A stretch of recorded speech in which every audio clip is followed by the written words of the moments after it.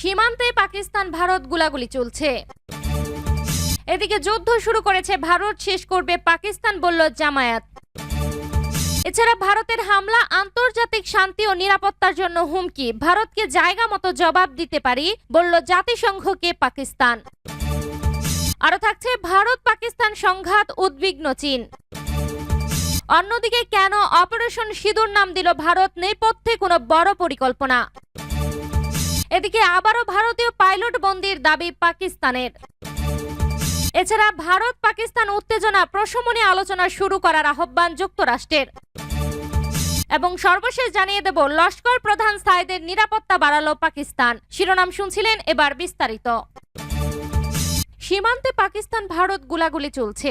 জম্মু ও কাশ্মীরে সন্ত্রাসী হামলার জেরে তৈরি উত্তপ্ত পরিস্থিতির মধ্যে বুধবার ভোররাতে পাকিস্তানের বেশ কয়েকটি শহরে একযোগে ক্ষেপণাস্ত্র হামলা চালিয়েছে ভারত। জবাবে পাল্টা হামলা চালিয়েছে পাকিস্তানও। পাকিস্তান বিমান বাহিনীর পাল্টা হামলায় ভারতের 5টি যুদ্ধ বিমান, 1টি ড্রোন এবং 1টি ব্রিগেড সদর দপ্তর ধ্বংস হয়েছে বলে জানা গেছে।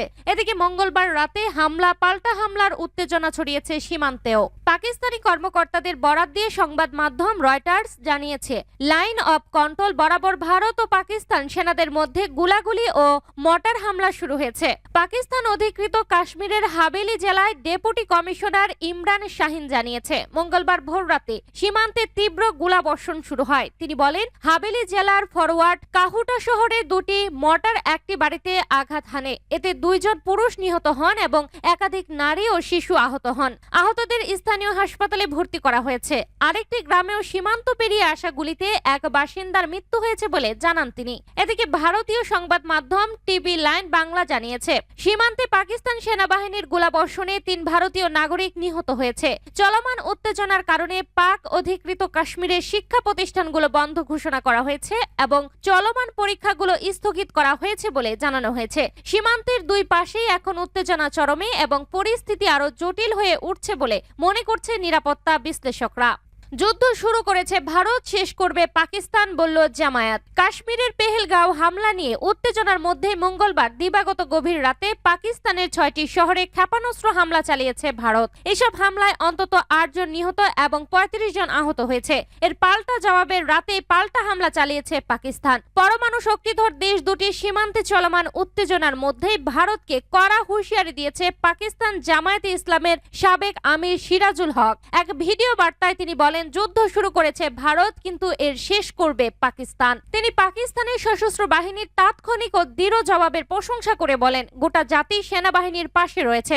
দেশের সার্বভৌমত্ব ও আঞ্চলিক অখণ্ডতা রক্ষায় সবাই ঐক্যবদ্ধ ও সজাগ। সিরাজুল হক আরো বলেন, পাকিস্তান শান্তি চায়, কিন্তু জাতীয় স্বার্থে কোনো ধরনের আগ্রাসন মেনে নেওয়া হবে না। ভারতের এই উস্কানিমূলক পদক্ষেপ তাদের নিজেরই সর্বনাশ ডেকে আনবে।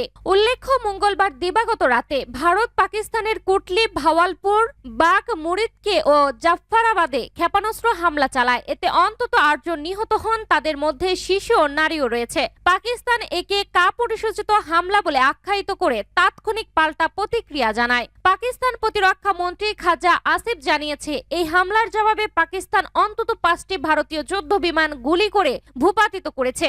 এর মধ্যে রাফায়েল ও HU-30 মডেলের যুদ্ধ বিমান রয়েছে। পাশাপাশি পাকিস্তানি সেনারা সীমান্তবর্তী ভারতের ব্রিগেড সদর দপ্তরে হামলা চালিয়ে সেটি ধ্বংস করেছে বলে দাবি করেছে দেশটির নিরাপত্তা সূত্র। ভারতের হামলা আন্তর্জাতিক শান্তি ও নিরাপত্তার জন্য হুমকি, ভারতকে জায়গা মতো জবাব দিতে পারি বলল জাতিসংঘকে পাকিস্তান। পাকিস্তানের পররাষ্ট্র মন্ত্রণালয় এক বিবৃতিতে জানিয়েছে, তারা জাতিসংঘের নিরাপত্তা পরিষদকে ভারতের হামলা সম্পর্কে জানিয়েছেন। ইসলামাবাদ বলছে, ভারতের সরাসরি হামলা যে আন্তর্জাতিক শান্তি ও নিরাপত্তার জন্য হুমকি সৃষ্টি করেছে সেই সম্পর্কে তারা জাতিসংঘের নিরাপত্তা পরিষদকে অবহিত করেছে। বিবৃতিতে বলা হয়, জাতিসংঘ সদরের 51 অনুচ্ছেদ অর্থাৎ আত্মরক্ষার অধিকার অনুযায়ী পাকিস্তান ভারতের হামলার জবাব দেওয়ার অধিকার রাখে এবং তা উপযুক্ত সময়ে এবং উপযুক্ত স্থানে দেওয়া হবে। মঙ্গলবার মধ্যরাতের পর পাকিস্তানে ক্ষেপণাস্ত্র হামলা চালায় ভারত। হামলায় নিহত বেড়ে 8 জনে দাঁড়িয়েছে। এতে আহত হয়েছে অন্তত 35 জন। ভারত পাকিস্তান সংঘাত, উদ্বিগ্ন চীন। পাকিস্তানের বেশ কয়েকটি জায়গায় ভারতের ক্ষেপণাস্ত্র হামলার ঘটনায় গভীর হতাশা ও উদ্বেগ প্রকাশ করেছে চীন। এই দুই পারমাণবিক শক্তিধর প্রতিবেশী রাষ্ট্রকে শান্ত থাকার আহ্বান জানিয়েছে বেইজিং। পাকিস্তানে ভারতের সামরিক অভিযানে প্রতিক্রিয়ায় হতাশা প্রকাশ করে চীন বলেছে তারা এই নিয়ে উদ্বিগ্ন।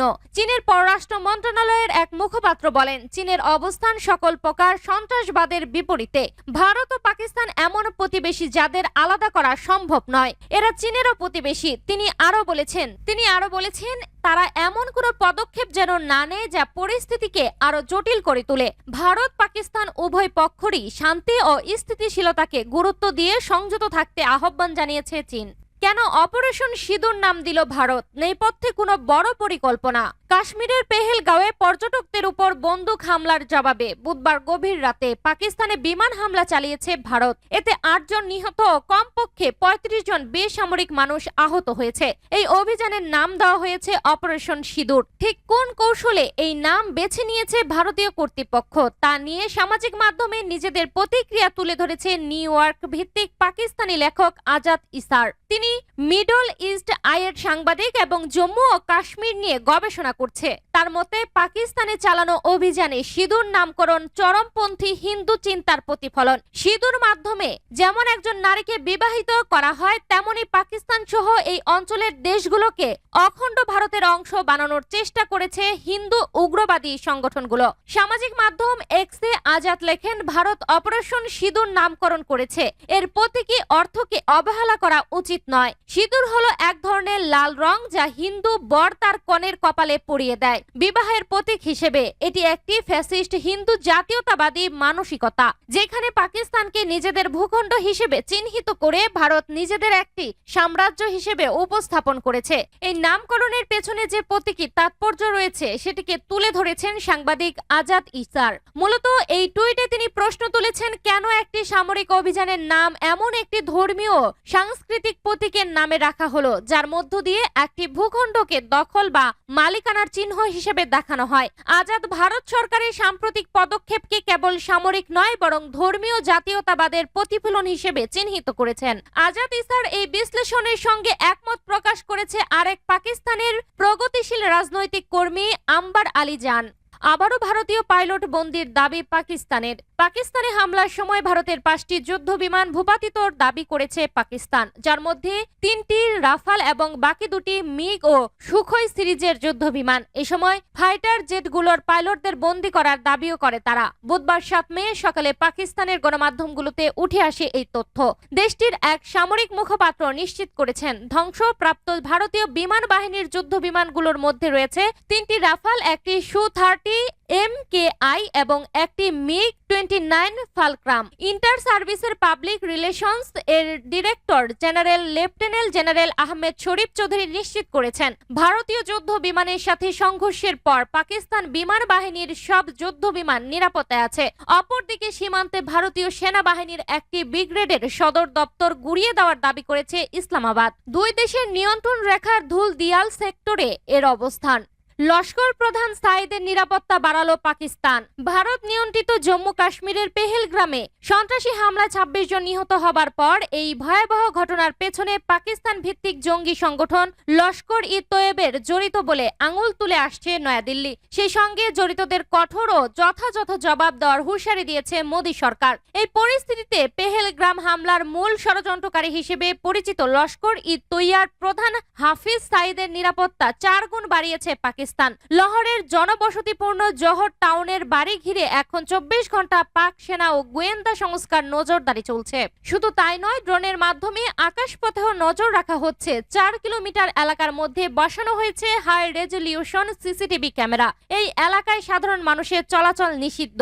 হামলার দায় প্রথমে স্বীকার করে পরে অস্বীকার করা দ্য রেজিস্ট্যান্ট ফ্রন্ট পাকিস্তানি জঙ্গি সাইদের প্রতিষ্ঠিত লস্করের একটি ছায়া শাখা বলেই মনে করছে ভারতীয় গোয়েন্দারা। পেহেলগ্রাম হামলার পর পাকিস্তানের বিভিন্ন গণমাধ্যমে প্রকাশিত প্রতিবেদনে প্রকাশিত স্যাটেলাইট ছবি ও ভিডিওতে দেখা গেছে হাফিজ সাইদের বিলাসবহুল বাড়ি, একটি বড় মসজিদ ও মাদ্রাসা এবং একটি নতুন নির্মিত ব্যক্তিগত পার্ক। এসবের মাঝে পাক সেনা পাহারায় হাফিজ স্বাচ্ছন্দ্যে বসবাস করছেন। জাতিসংঘ যুক্তরাষ্ট্র ঘোষিত আন্তর্জাতিক সন্ত্রাসবাদী সাইদের বিরুদ্ধে 10 মিলিয়ন মার্কিন ডলারের পুরস্কার রয়েছে, অথচ তিনি প্রকাশ্যে বসবাস করছেন। পাকিস্তান সরকারের দাবি সন্ত্রাসের অর্থ যোগদানের মামলায় জেলে আছে সাইদ, কিন্তু বাস্তবে তার বাড়িকে সাব জেলখানা করায় নিজ বাড়িতেই আছেন তিনি। 2021 সালে তার বাড়ির কাছে গাড়ি বিস্ফোরণের পর থেকেই সাইদের নিরাপত্তা ধাপে ধাপে বাড়ানো হয়। সম্প্রতি তার ঘনিষ্ঠ সহযোগী আবু কাতাল নিহত হওয়ার পর নিরাপত্তা আরো জোরদার করা হয়।